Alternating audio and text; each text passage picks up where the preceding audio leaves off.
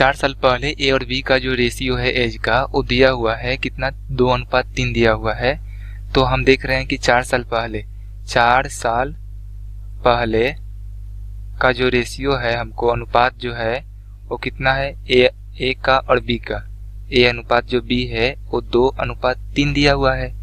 And फिर क्या बोल रहा है कि 4 साल बाद, ये तो 4 साल पहले का है, 4 साल बाद जो इनका अनुपात हो जा रहा है, तो हम यहाँ से लिख लेते हैं 4 साल बाद। तो 4 साल बाद जो रेशियो हो जा रहा है कितना हो जा रहा है, 5:7 हो जा रहा है यहाँ पे। तो 4 साल बाद जब हम देखेंगे तो ए और बी जो बढ़ेंगे तो सेम बढ़ेंगे। ए जब 4 साल बढ़ेगा तो बी भी तो 4 साल बढ़ेगा। तो इसका मतलब होगा कि इन दोनों का इसका जो अंतर होना चाहिए और इसका अंतर होना चाहिए, दोनों सेम ही होना चाहिए।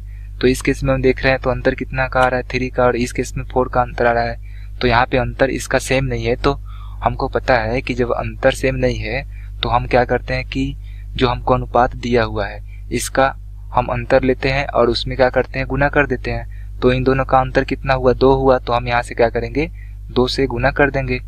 तो अब हम देखेंगे तो ये कितना हो गया, 4 साल हो गया, और ए कितना हो गया, 6 साल हो गया। तो अब हम यहाँ पे देखेंगे तो यहाँ पे ए पहले कितना, 4 साल पहले 4 था, अब 5 हो गया। फिर बी कितना, 6 था, अब 7 हो गया। तो दोनों के बीच में जो इंक्रीमेंट हम देख रहे हैं वो कितना का इंक्रीमेंट है, +1 का इंक्रीमेंट है। दैट मीन्स 1 का इंक्रीमेंट है। तो अब हम यहाँ पे देखें तो यहाँ पे इंक्रीमेंट जो हो रहा है 1 यूनिट का हो रहा है। तो मतलब कि 1 यूनिट जो होगा वो कितना, यहाँ पे डिफरेंस देख रहे हैं तो कितना हो जा रहा है, 4 साल पहले और 4 साल बाद, तो 8 का।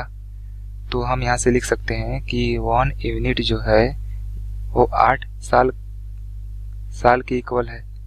तो 4 साल बाद जो ए का एज होगा और बी का एज होगा कितना हो जाएगा। तो 4 साल बाद हम देखें, 4 साल बाद हम देख रहे हैं कि 5 यूनिट है यहाँ से, तो कितना हो जाएगा, 5 यूनिट। 1 यूनिट कितना है, 8 साल के, तो 5 × 8 करेंगे तो कितना आया, यहाँ से देखें तो 40 साल हुआ।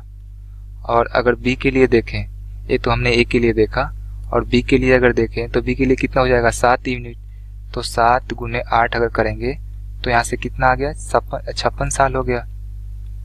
तो अब देख रहे हैं कि जो 4 साल बाद एज है वो ए का 40 साल है और बी का कितना है, 56 साल है। तो हमको जो वर्तमान एज था उसको देखना। तो वर्तमान जो होगा उम्र कितना हो जाएगा, वर्तमान उम्र देखें तो कितना हो जाएगा, ये 40 साल है और 4 साल बाद ये 40 है और कितना है, 56 है। तो वर्तमान कितना हो जाएगा, तो हम वर्तमान देखेंगे तो कितना हो जाएगा, 40 - 4 करेंगे तो कितना आया, 36 साल हुआ ए का।